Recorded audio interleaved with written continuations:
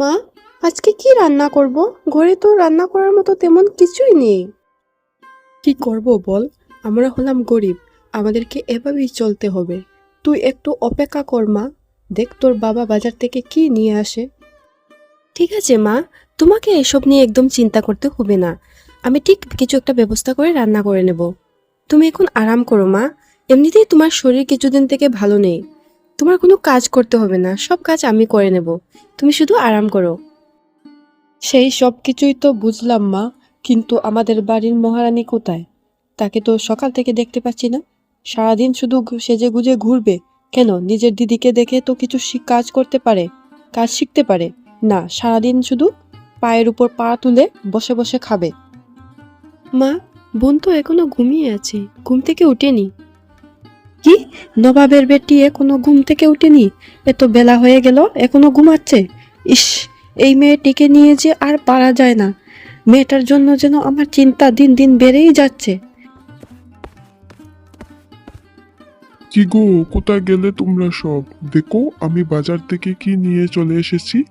মা লতা, মারে, কোথায় তুই? আয়, বাইরে আয়। বাবা, তুমি চলে এসেছো? আমি তো তোমার অপেক্ষাই করছিলাম। তা কি এনেছো বাজার থেকে?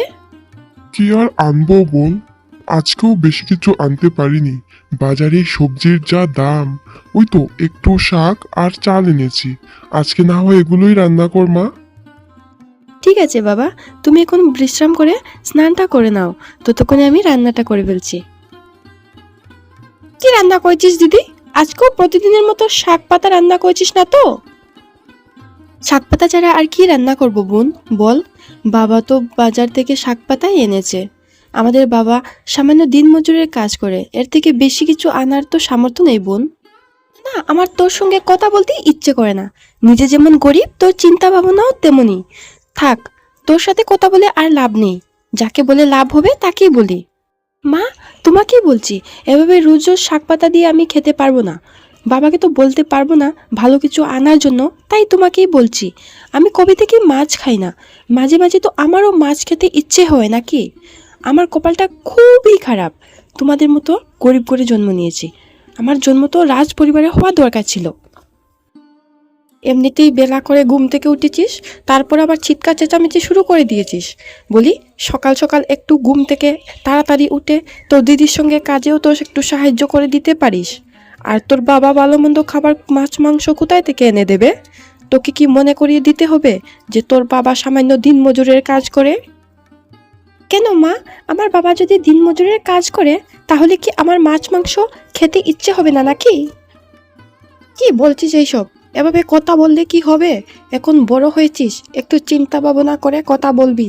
আর সংসারের কষ্ট তো তোকে বুঝতে হবে।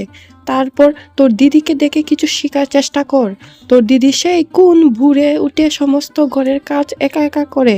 তুই যদি বেশি দিন এভাবে চলতে থাকিস, তোকে কিন্তু কেউ বিয়ে করবে না। কি রে মা, রান্না বাড়া কি কিছু হয়েছে? হয়ে গেলে আমাকে কিছু খাবার দে, কাজে যেতে দেরি হয়ে যাচ্ছে আমার। বা, সেই কখন রান্না করা হয়ে গেছে, আমি এখনই তোমাকে খেতে দিচ্ছি, তুমি একটু বসো। বোন, মা, তোমরাও খেতে বসে পড়ো, একসাথে সবাই মিলে খেয়ে নেব। থাক দিদি, আমার জন্য ভাত আনতে হবে না। আমি এখন খাবো না। প্রত্যেকদিন আমার শাক পাতা খেতে খেতে আমার মন ভরে গেছে।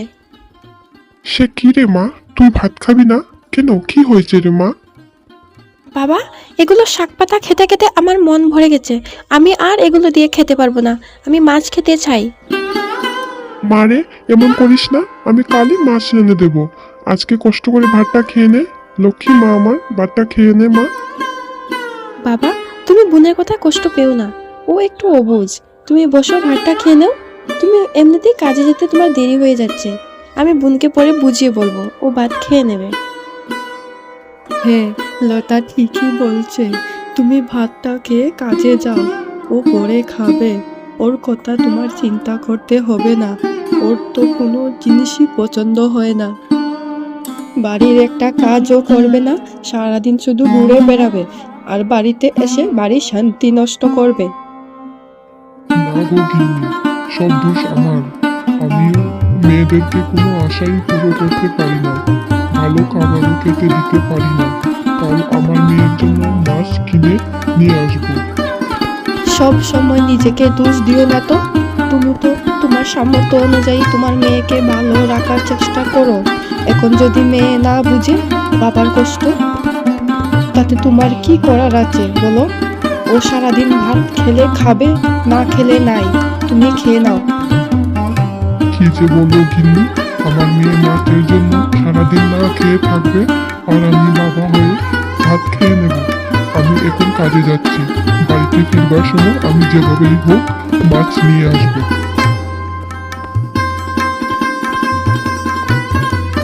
বাবু, আমাকে কিছু টাকা ধার দিতে পারবে?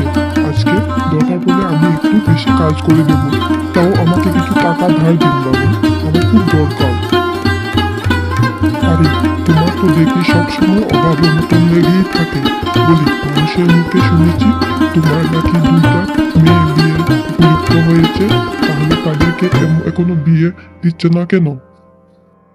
বাবু, মেয়ে দুটার বিয়ের চিন্তা তো আমারও আছে, কিন্তু সংসারই ভালো করে চালাতে পারছি না, কিভাবে বিয়ে দেব আপনি বলুন। আরে দেখো, আমার কাছে একটা ভালো ছেলের খবর আছে, আর বিয়েতে বেশি টাকাও খরচ হবে না। তুমি যদি রাজি থাকো, আমি কথা বলে দেখতে পারি। সত্যি বলছেন বাবু, সত্যি বলছেন? এমনটা হলে তো খুব ভালো হবে, কিন্তু আমার মতো গরিব বাবার মেয়েকে কে বাড়ির বউ বানাবে বলুন? আরে আমাদের গ্রামের জমিদার মশাই নিজের ছেলের জন্য পাত্রী খুঁজছেন, রূপবতী আর গুণবতী। তোমার মেয়ের মধ্যে যদি এই দুটো গুণ থাকে, তাহলে এ বাড়িতে বিয়ে হতে পারে। আমি কথা বলে দেখব। হ্যাঁ হ্যাঁ বাবু, আমার বড় মেয়ে লতা দেখতে যেমন সুন্দরী তেমন কাজেও পারদর্শী। আমাদের সংসারের সমস্ত কাজ আমার বড় মেয়েই করে। কিন্তু বাবু, জমিদার মশাই কি আমার মতো গরিবের সঙ্গে সম্পর্ক করবে? আরে আমার জমিদার মশাইয়ের ছেলের সাথে ভালো খাতির আছে। আমি কাল সকালে জমিদার বাবুর সাথে কথা বলে দেখি, তুমি বেশি চিন্তা করো না। নমস্কার ছোট কর্তা, ভালো আছেন তো? হ্যাঁ হ্যাঁ, ভালো আছি তো। আমাদের বাড়িতে আপনি এতদিন পরে কি মনে করে আসলে? সবকিছু ঠিক আছে তো? আসলে ছোট কর্তা, আমি আপনার জন্য একটা ভালো পাত্রীর খোঁজ নিয়ে এসেছি। আমি শুনেছি আপনি নাকি বিয়ের জন্য পাত্রী খুঁজছেন, তাই আমার কাছে তো আপনার জন্য একটা ভালো মেয়ের খুঁজছিল। হ্যাঁ হ্যাঁ, আপনি ঠিকই শুনেছেন। তাহলে তো আপনি সেটাও শুনেছেন, আমার জন্য আমি একটা সুন্দরী ও গুণবতী মেয়ে চাই। হ্যাঁ হ্যাঁ বাবু, আপনাকে আমি কি বলছি, মেয়ে দেখতে যেমন সুন্দরী তেমন গুণবতীও। কিন্তু একটাই সমস্যা, মেয়ের বাবা অনেক গরিব, দুবেলা দুমুঠো ভাত জোগাড় করতেই হিসমিস খায়। আরে গরিব বলে আমার কোনো সমস্যা নেই, মেয়েটা শুধু সুন্দরী আর গুণী হলেই চলবে। হ্যাঁ হ্যাঁ ছোট কর্তা, আমি আপনার পছন্দের ও অপছন্দের খোঁজ জেনেই এই বিয়ের কথা নিয়ে এসেছি। কিন্তু আপনার বাবা মানে জমিদার মশাই কি চাইবে ওনার ছেলের বউ কোনো গরিব ঘর থেকে আনতে? আমার তো মনে হয় না। আরে না না, বিয়েটা কি আমি করব না আমার বাবা করবে? তাছাড়া বাবা আমাকে আগে থেকেই বলে দিয়েছে, যেমন মেয়ের সাথে ইচ্ছা তেমন মেয়ের সাথে আমি বিয়ে করতে পারবো, এতে বাবার কোনো অসুবিধা নেই। তাহলে তো আর কোনো অসুবিধা নেই ছোট কর্তা, কাল সকাল সকাল আমি আর আপনি গিয়ে মেয়েটাকে দেখেই আসবো, কেমন? ঠিক আছে, তবে তাই চলুন। সত্যি আমার তো বিশ্বাসই হচ্ছে না, তুমি জমিদার বাড়ির ছেলে হয়ে আমাদের মতো গরিব ঘরের মেয়েকে দেখতে এসেছো। না না কাকিমা, গরিব বড়লোক আমার কাছে কোনো ব্যাপার না। আমি চেয়েছিলাম একজন সুন্দরী ও ভালো মনের মানুষ। আপনার মেয়েকে আমার খুব পছন্দ হয়েছে কাকিমা। আপনাদের যদি আপত্তি না থাকে, তাহলে এক্ষুনি আমরা বিয়ের কথা এগোতে পারি। জি জি বাবা, আমাদের আপত্তি থাকবে কেন? এটা অনেক সৌভাগ্যের কথা যে তোমাদের মতো এত বড় করে আমার মেয়েকে বিয়ে দিতে পারছি। আমার মনে হয় আমার মেয়ে আগের জন্মে কোনো পুণ্য করেছিল, এই জন্যই এমন ভালো বাড়িতে বউ হওয়ার সুযোগ পেয়েছে। সবাই যখন রাজি, তাহলে আর শুভ কাজে দেরি করে লাভ নেই। আমি আজই জমিদার বাবার সঙ্গে কথা বলে বিয়ের দিনক্ষণ সব পাকা করে দিচ্ছি। তারপর তাদের বিয়ে হয়ে যায়। বিয়ে হওয়ার 2 দিন পর। শুনো না, আমার একটা কথা বলার ছিল। হ্যাঁ বলো না, কি বলতে চাও? সারাদিন আমার এত বড় বাড়িতে একা একা থাকতে না একদমই ভালো লাগছে না। তুমিও তো বাড়িতে থাকো না, কাজের জন্য সারাদিন তোমাকে বাইরে বাইরেই থাকতে হয়। কিছুদিন ধরে আমার একা একা একদম ভালো লাগছে না। তাই আমি ভাবছিলাম কিছুদিনের জন্য যদি আমার ছোট বোন মালতীকে আমার কাছে এনে রাখতাম। তা বেশ তো, তোমার বোনকে তুমি তোমার কাছে এনে কিছুদিনের জন্য রাখবে, সেটা তো ভালো কথা। তোমাকে কে বারণ করেছে? সেটাকে আবার আমাকে জিজ্ঞাসা করে নিতে হয়? মা, বোন, কোথায় তোরা? আয় একটু বাইরে আয়। আরে লতা, মা তুই এসেছিস? তা হঠাৎ করে কেন খবর নেই, এভাবে চলে আসলি যে? কিছু হয়েছে নাকি রে মা? হ্যাঁ হ্যাঁ, মাকে বল কেন চলে এসেছিস? শ্বশুর বাড়িতে থাকতে ভালো লাগতেছে না নাকি? শ্বশুর বাড়ির লোক তোকে এখন আর পছন্দ করছে না, নাকি কোনো ভুল কাজ করে চলে এসেছিস? আর তোর মতো মেয়েকে কেই বা পছন্দ করবে বল? এই মালতী, কি উল্টাপাল্টা কথা বলছিস এগুলো? হ্যাঁ, আগে তোর দিদির মুখ থেকে তো শুনতে দে। কি হয়েছে, কি হয়েছে মা, বল। না না মা, আমার কিছু হয়নি। আসলে কিছুদিন ধরে আমার ও বাড়িতে একা একা থাকতে ভালো লাগছে না। তাই ভাবলাম বোনকে সাথে করে কিছুদিনের জন্য আমাদের বাড়িতে নিয়ে যাই। তাই আমি বোনকে নেওয়ার জন্য আসলাম মা। ও, তাহলে এই কথা, ঠিক আছে। তোর সাথে করে আমাকে নিয়ে চল। তাছাড়া এই গরিব বাড়িতে থাকতে থাকতে এই গরিবের মতো খাবার খেতে আমার বিরক্ত লেগে গেছে। চল চল, আর দেরি করিস না, চল। ও মা, জমিদারি মহল তো দেখতে কত সুন্দর, কত কাজের লোক আছে এখানে। তোকে তো কোনো কাজ করতে হয় না, তাই না? আর ঠিকই আছে, সারা জীবন তো তুই অনেক কাজ করেছিস, এখন একটু আরাম করতে পারবি। হ্যাঁ বোন, তুই ঠিক কথাই বলেছিস। এখানে আমার কোনো কাজই করতে হয় না, আমার সব কাজ কাজের লোকেরাই করে। কিন্তু তুই তো জানিস আমার কাজ করতে কত ভালো লাগে। হ্যাঁ, তোর মতো মেয়ে থেকে আর কি আশা করা যায়? তুই তো ওইসব কাজ করতেই ভালোবাসবি। জামাইবাবু, ও জামাইবাবু, আমার তোমাকে একটা কথা বলার ছিল। আসলে তোমাদের বিয়ের তো অনেক দিন হয়েছে, কিন্তু এখনো তো কোনো খুশির খবর পাইনি। এটা তুমি কি বলছো? আমার বিয়ের তো মাত্র কয়েক মাসই হয়েছে। এত তাড়াহুড়ো কিসের আছে? আর সময় আসলে ঠিকই খুশি খবর পাবে। আসলে জামাইবাবু, আমার দিদি তো অপয়া। আমার মনে হয় আমার দিদি কোনো দিনও মা হতে পারবে না, তোমাদের এই বংশকে কোনো দিন এগিয়ে নিতে পারবে না। তোমার নিজের দিদি সম্পর্কে এসব কথা বলতে তোমার একটুও লজ্জা লাগছে না?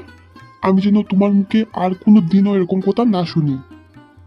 শুনো, আমাদের বিয়ের তো এতদিন হয়ে গেল, এখনো কেন আমাদের সন্তান হচ্ছে না? পাড়ার লোক, গ্রামের লোক সবাই তো আমাদের নিয়ে কথা বলছে, সবাই তো আমাদের নিয়ে ছিছি করছে। দয়া করে তুমি একটু ধৈর্য ধরো। সৃষ্টিকর্তা চাইলে খুব তাড়াতাড়ি আমরা আমাদের সন্তানের মুখ দেখতে পারবো।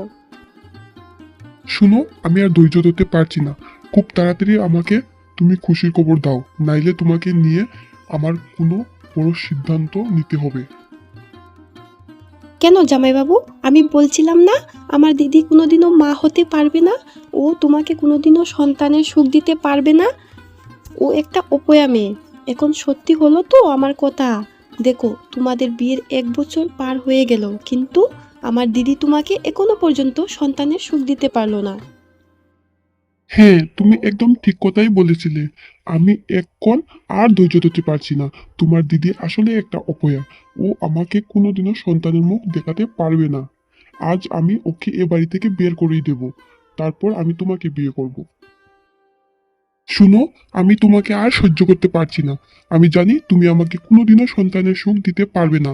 তাই বলছি, তুমি এ বাড়ি থেকে বের হয়ে যাও। তোমার মতো অপয়া মেয়ের আমার ঘরে কোনো জায়গা নেই। তুমি আমাকে এগুলো কি বলছো? তুমি আমাকে বাড়ি থেকে তাড়ালে আমি কোথায় যাব? আর তোমাকে কে বলেছে আমার কোনোদিনও সন্তান হবে না? আমার সৃষ্টিকর্তার উপর পুরো বিশ্বাস আছে। দেখো, ঠিক তাড়াতাড়ি আমাদের সন্তান হবে। আমি তোমার আর কোনো কথাই শুনতে চাই না। তুমি এই মুহূর্তে আমার বাড়ি থেকে বের হয়ে যাও। আর হ্যাঁ, বের হওয়ার আগে গায়ে যে গয়নাগুলো আছে এগুলো রেখে যাও। কি হয়েছে মা, তুমি এই ঘন জঙ্গলে কেন এসেছো? কি বলবো আর বাবা, আমার দুঃখের কথা। আমার সন্তান হচ্ছে না বলে আমার স্বামী আমাকে ঘর থেকে বের করে দিয়েছে। আমার আমি আমি এখন কোথায় যাব? আমার যে কোথায় যাওয়ার জায়গা নেই বাবা। আমি জানি মা, তুমি নির্দোষ, তোমার কোনো দোষ নেই। তুমি শুধুমাত্র তোমার বোনের পাপের ফল ভোগ করছো।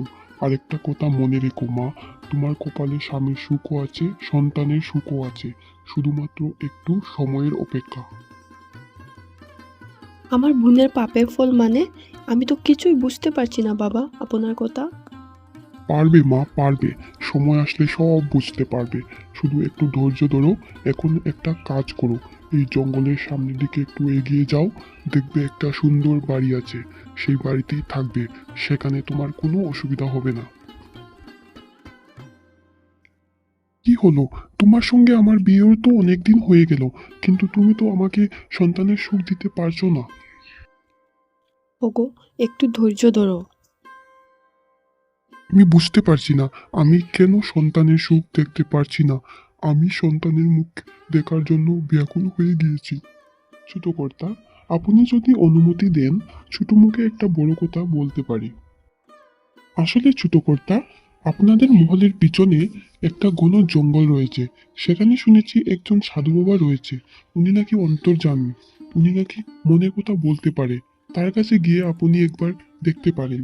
আমার মনে হয় উনি আপনার বলে দিতে পারবেন আপনাদের এখনো কেন সন্তান হচ্ছে না। রামু, এটা তো খুব ভালো কথা। রামু, তুই এক্ষুনি জঙ্গলে যাবার ব্যবস্থা কর। আমি এক্ষুনি সাধু বাবার সঙ্গে দেখা করতে যাব। তোরা এখানে কি করতে এসেছিস? কি চাস আমার কাছে? বাবা, আমাদের বিয়ের অনেকদিন হয়ে গেল, কিন্তু আমাদের এখনো সন্তান হচ্ছে না। এমন কিছু উপায় করে দিন বাবা, যাতে করে আমরা খুব তাড়াতাড়ি সন্তানের মুখ দেখতে পাই। ও, এটা এটা তো খুব চিন্তার কথা, কিন্তু তোমাদের সন্তান না হওয়ার পিছনে বড় একটা কারণ রয়েছে। কি কারণ বাবা? দয়া করে আমাকে একটু খুলে বলুন। আগে বলো, তোমরা কি তোমাদের জীবনে কোনো পাপ কাজ করেছো? যদি করে থাকো, তারই ফল তোমরা এখন পাচ্ছ। বাবা, আমার তো মনে হচ্ছে না আমি কোনো পাপ কাজ করেছি। হ্যাঁ বাবা, আমিও তো কোনো পাপ কাজ করিনি। ও, তাহলে তুই যে তোর দিদিকে মিথ্যা অপবাদ দিয়ে বাড়ি থেকে বের করে দিয়েছিলি, সেটা কি কোনো পাপ ছিল না নাকি? তোর দিদির সাজানো গুছানো সংসারটাকে ধ্বংস করে দিয়েছিস তুই, সেটা কি তোর পাপ ছিল না? কি, সাধু বাবা যে বলছে কথাগুলো কি সত্যি?